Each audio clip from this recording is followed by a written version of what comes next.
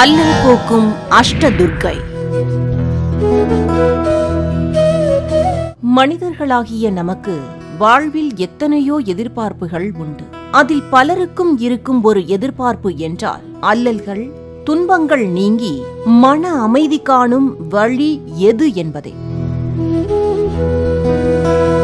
அந்த தேடலுக்கான பாதையையும் அத்தீர்வை தரும் சக்தி வாய்ந்த ஆலயத்தையும் வழிபாட்டு பலன்களையும் தான் இந்த நிகழ்ச்சியில் நாம் பார்க்க போகிறோம். இன்பமும் துன்பமும் கலந்ததே மனித வாழ்க்கை. இன்பத்திலும் துன்பத்திலும் தன்னிலை மாறாமல் ஒரே நிலையில் இருப்பவர்கள்தான் வாழ்வில் நிம்மதி காண்கிறார்கள்.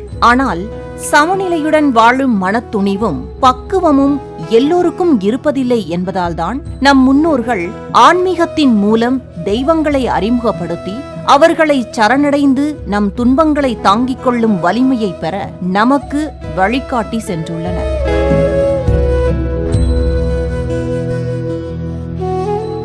அப்படியாக நம் துன்பங்களை துடைத்து அல்லல்களை போக்கி நிம்மதி தரும் வழிபாடுகளுள் சிறப்பானது துர்க்கையம்மன் வழிபாடு.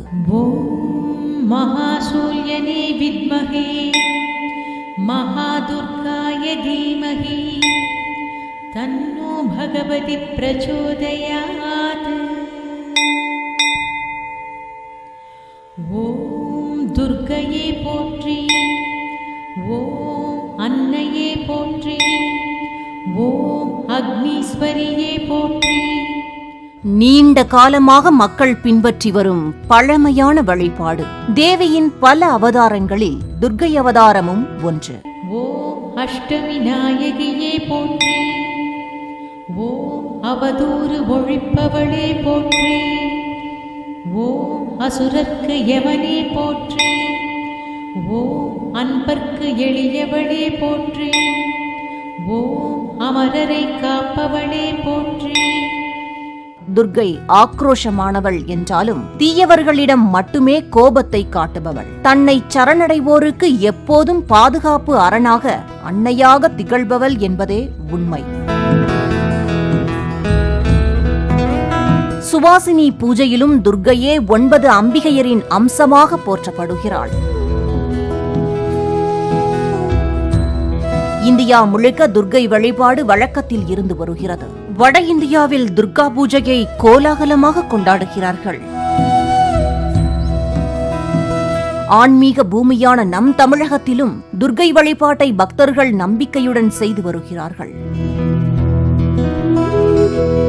பழமை வாய்ந்த ஆலயங்களில் துர்க்கையம்மன் சன்னதிகளிலோ கோஷ்டங்களிலோ இருப்பதை காணலாம். ஆனால் 8 துர்க்கையம்மன் ஒரே ஆலயத்தில் அருள் பாலித்தால் அது எத்தனை பெரிய விசேஷம்! எப்பேற்பட்ட சக்தி அங்கே இருக்கக்கூடும்? ஆம், துர்க்கையம்மன் அஷ்டதுர்க்கையாக பெரும் சக்தியுடன் அருள் புரியும் தலமே திருவாரூர் தியாகராஜ சுவாமி திருக்கோயில். அன்னை பராசக்தியின் தவத்தினால் சிவபெருமானே வன்மீக நாதராக புற்றிடம் கொண்ட ஈசனாக எழுந்தருளிய திருவாரூர் திருக்கோயிலின் 3வது பிரகாரத்தில் தேவி பராசக்தி கமலாம்பிகையாக தன் சிரசில் சர்வேஸ்வரனை போன்று கங்கையையும் சூடிக்கொண்டு யோக வடிவில் அமைந்திருக்கிறாள். காசி விசாலாட்சி, காஞ்சி காமாட்சி, மதுரை மீனாட்சி, ஆரூர் கமலாயதாட்சி, நாகை நீலாயதாட்சி என அம்பிகை ஆட்சி புரியும் 5 பீடங்களில் திருவாரூரில் ஞானபீடமாக கமலபீடமாக இருக்கிறது. பூங்கோயில், பெரிய கோயில் என்றெல்லாம் அழைக்கப்படும் திருவாரூர் அருள்மிகு தியாகராஜ சுவாமி திருக்கோயிலில் காவல் தெய்வங்களாக 8 துர்க்கைகள் அருள் பாலிக்கின்றனர். இந்த அஷ்டதுர்க்கை 8 பேரும் தனித்துவம் கொண்டு பக்தர்களின் கோரிக்கைகளை நிறைவேற்றுகின்றனர். முதலாவதாக பெரிய பிரகாரத்தில் தெற்கு நோக்கியாகவும் வீற்றிருக்கும் மகிஷாசுர மர்தினி அம்பாள் பிரதான துர்க்கையாக மகாதுர்க்கை அருள் பாலிக்கிறார்கள்.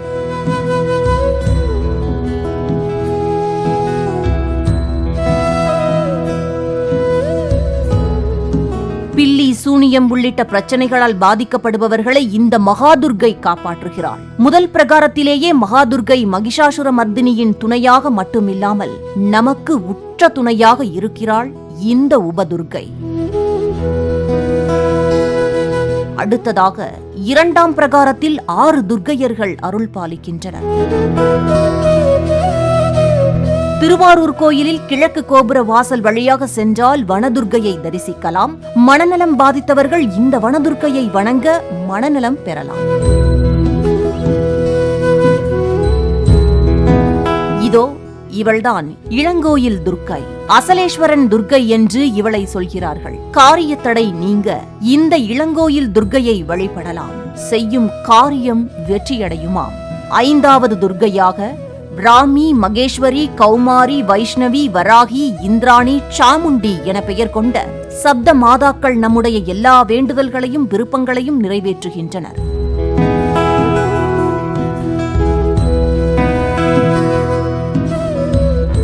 6வதாக ரௌத்ர துர்க்கை. வடக்கு திசை நோக்கி ராகுகால துர்க்கையாக அருள் பாலிக்கிறார். இவளின் சிறப்புகளை விரிவாக தெரிந்து கொள்ளும் முன் மற்ற துர்க்கையரை தரிசித்து வருவோம். அஷ்டதுர்க்கை வரிசையில் ஜேஷ்டா தேவி 7வது துர்க்கையாக வீற்றிருக்கிறாள். வம்பு வழக்கு சம்பந்தமான பிரச்சனைகளுக்கு தீர்வு வேண்டுபவர்கள் இந்த ஜேஷ்டா தேவியை வழிபடலாம். நிறைவாக விஷ்ணு துர்க்கை. நம்மில் பலரும் இந்த துர்க்கையை தரிசித்திருப்போம். மகாவிஷ்ணுவின் அம்சமாக இருக்கும் இவள் நிலம் சம்பந்தப்பட்ட பிரச்சனைகளில் இருக்கும் பக்தர்களுக்கு தீர்வளிக்கிறாள்.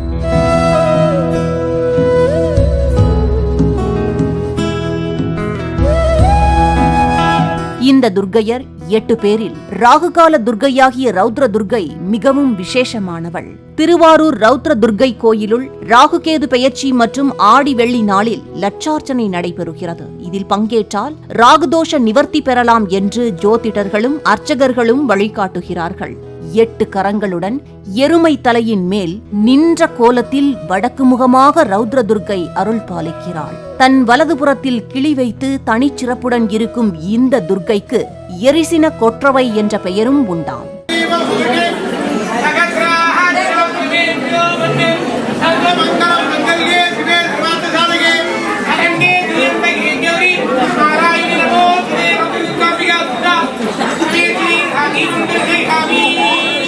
அழிக்கும் ருத்ரனின் அம்சம் கொண்டவள் என்பதாலும் தோளில் சூலம் கொண்டவள் என்பதாலும் இந்த துர்க்கை ரௌத்ர துர்க்கை என அழைக்கப்படுகிறாள்.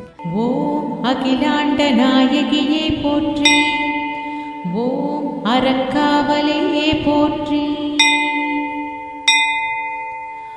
ஓம் அபயகரத்தாளே போற்றி, ஓம் ஆதார சக்தியே போற்றி, ஓம் காப்பவளே போற்றி.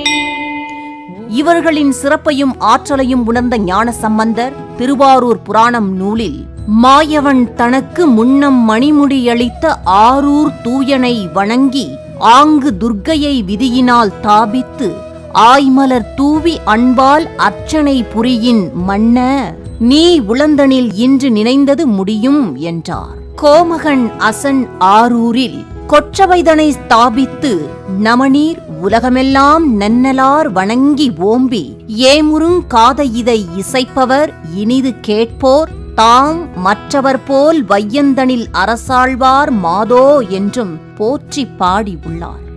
முதலில் துர்க்கைக்கென்று தனி துதிப்பாடல் இயற்றப்பட்டது இந்த திருவாரூர் துர்க்கைக்குத்தான். துர்க்கையை எதற்காக வழிபடுகிறோம், அதனால் கிடைக்கும் பலன் என்ன என்பதையும் நாம் தெரிந்து கொள்ள வேண்டும். சிவாலயங்களிலும் பெருமாள் கோவில்களிலும் துர்க்கைக்கு சன்னதிகள் அமைத்து சாநித்தியமும் சக்தியும் உருவாக்கி வைத்துள்ளார்கள்.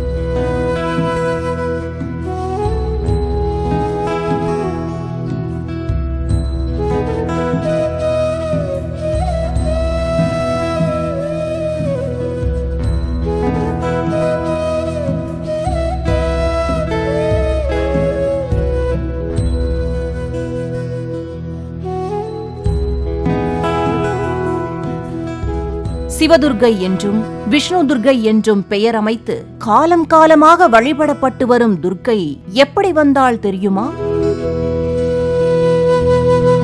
தேவர்களையும் ரிஷிகளையும் மக்களையும் அழிப்பதற்காக 1000 அக்ரோனி சேனை பரிவாரத்துடன் படையெடுத்து வந்த துர்கமன் என்னும் அரக்கனால் மனம் கலங்கிய தேவர்கள் அம்பிகை பராசக்தியை சரணடைந்தார்கள். தாயான தேவி தேவர்களையும் ரிஷிகளையும் ஓரிடத்தில் வைத்து அவர்களை சுற்றி அக்னி மண்டலத்தை உருவாக்கி பாதுகாத்தாளாம். பின்னர் துர்கமனை அழிக்க புறப்பட்ட தேவி 5 பானங்களுடன் கூடிய அம்பை எய்த அவனுடைய உடலில் இருந்து பஞ்ச பிராணனும் வெளியே வந்தது. துர்கமாசுரன் செத்தொழிந்தான். அவன் உடலிலிருந்து வந்த மந்திரங்கள் பேரொளியாக தகதகத்தன. அவை லோகநாயகியான பராசக்தியின் உள்ளே பிரவேசித்தன.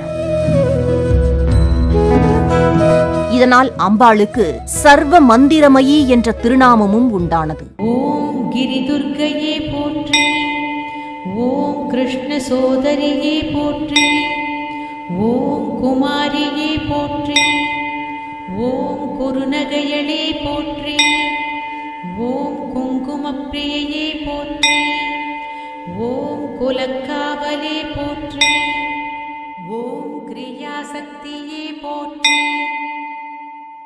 ஓம் கோள்வினை தீர்ப்பவளே போற்றி,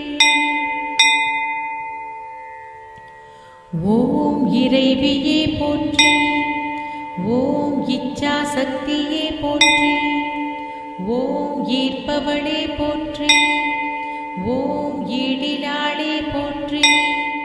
துர்கம் என்றால் கோட்டை, துர்கை என்றால் கோட்டையின் நாயகி. துர்கமன் என்னும் அசுரனை அழித்து துக்கங்களை எல்லாம் போக்கியவள் என்பதால் அம்பிகை துர்கை என பெயர் பெற்றாளாம்.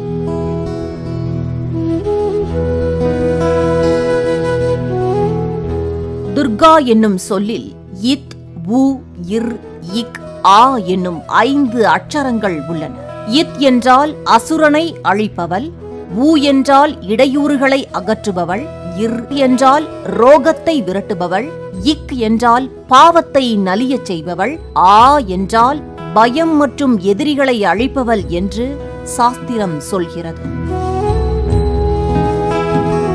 துர்க்கைக்கு குமாரி, திரிமூர்த்தி, கல்யாணி, ரோஹிணி, காளிகா, சண்டிகை, சாம்பவி, துர்கா, சுபத்ரா என 9 பெயர்கள் உண்டு. நவக்கிரகங்களில் ராகுதேவனுக்கு அதிதேவதையாக பத்ரகாளி மற்றும் துர்க்கையைத்தான் ஜோதிடம் கூறுகிறது. சூரியன், சந்திரன், செவ்வாய், புதன், குரு, சுக்கிரன், சனி கிரகங்களுக்கு கிழமைகள் ஒதுக்கப்பட்டு இருந்தாலும் ராகுவிற்கும் கேதுவிற்கும் ஒவ்வொரு நாட்களிலும் நேரத்தை பிரித்து உள்ளார்கள். ராகுவிற்குரிய 1.5 மணி நேரத்தை ராகு காலம் என்றும் கேதுவிற்குரிய நேரத்தை யமகண்டம் என்றும் அமைத்துள்ளனர். ஒரு குடும்பத்தில் ஆண் பெண் திருமணம் தடைபடுவதும், கணவன் மனைவி பிரிவதும், குழந்தை பாக்கியம் தடைபடுவதும் எல்லாம் இருந்தும் தொழிலில் முன்னேற முடியாமல் இருப்பதும், படிப்பு தொழிலில் மனதை செலுத்த முடியாமல் சிரமப்படுவதற்கும் ராகுதோஷமும் ஒரு காரணம் என்பார்கள். இதற்கெல்லாம் தீர்வு ராகுகால துர்க்கை வழிபாடுதான். செவ்வாய் மற்றும் வெள்ளிக்கிழமை துர்க்கையை வழிபட உகந்த நாளாக கருதப்படுகிறது. அதிலும் ராகுகால வேளையில் துர்க்கையை வணங்கி விளக்கேற்றினால் வாழ்வில் நல்லதே நடக்கும். தடைகள் எல்லாம் தகர்ந்துவிடும். தீய சக்திகள் விலகி நாம் செய்யும் காரியம் வெற்றியடையும். நாகதோஷங்கள் விலகுமாம். ரௌத்ர துர்க்கையை ராகு காலத்தில் வழிபட்டால் திருமணம் கைகூடும். அரசு பதவி முதல் அரசியல் பதவி வரை அடையலாம். நினைத்ததும் நிறைவேறும் என்பது நம்பிக்கை. துன்பங்களை துடைக்கும் துர்க்கையின் மகிமையை விளக்கும் துர்காஷ்டகம், துர்கா அஷ்டோத்திர சதநாமாவளி, துர்கா சப்ததி, துர்க்கையம்மன் பாடல்களை படித்தால் மனதிடமும் மன அமைதியும் பெறலாம். நீதிமன்ற விவகாரங்கள், சிறைவாசம் போன்றவற்றில் இருந்து விடுபடலாம். நாயகி, நான்முகி, நாராயணி, கைநளின பஞ்சசாயகி, சாம்பவி, சங்கரி, சாமளை, சாதி நச்சு, வாய் அகி மாலினி, வாராகி, சூலினி, மாதங்கி என்று ஆயகி ஆதி உடையாள் சரணம் அரண் நமக்கே. தமிழில் அபிராமி பட்டர் அருளிய இந்த அந்தாதி பாடலை துதித்தும் துர்க்கையம்மனை நாம் வழிபடலாம். இந்த பாடலை பக்தியுடன் பரிபூரணமாக தொடர்ந்து பாராயணம் செய்தால் அம்பிகையை நேரில் காணும் பாக்கியம் உண்டு என்கின்றனர் ஆன்மீக பெரியோர்கள். நவராத்திரி விழாவில் பயம் போக்கும் துர்க்கைக்கு 3 நாள், ஏழ்மையை அகற்றும் லட்சுமிக்கு 3 நாள், அறிவொளி தரும் சரஸ்வதிக்கு 3 நாள் என 9 நாட்களும் அம்பாளை வழிபடுகிறோம். இந்த 9 நாட்கள் விரதம் இருக்க முடியாதவர்கள் துர்காஷ்டமி நாளில் வழிபட்டால் நவராத்திரியின் 9 நாளும் அம்பிகையை வழிபட்ட பலன் கிடைக்குமாம். பரசுராமருக்கு அமரத்துவம் அளித்தவளான துர்க்கையை வணங்குவோரை பயமோ மனத்தளர்ச்சியோ துன்பமோ தாக்குவதில்லை.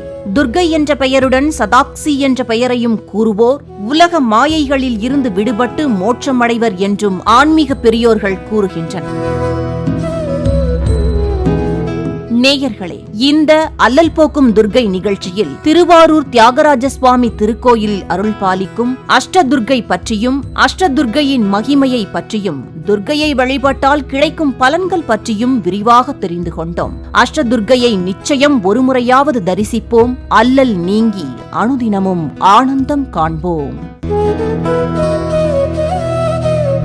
அல்லல் போக்கும் அஷ்டதுர்க்கை.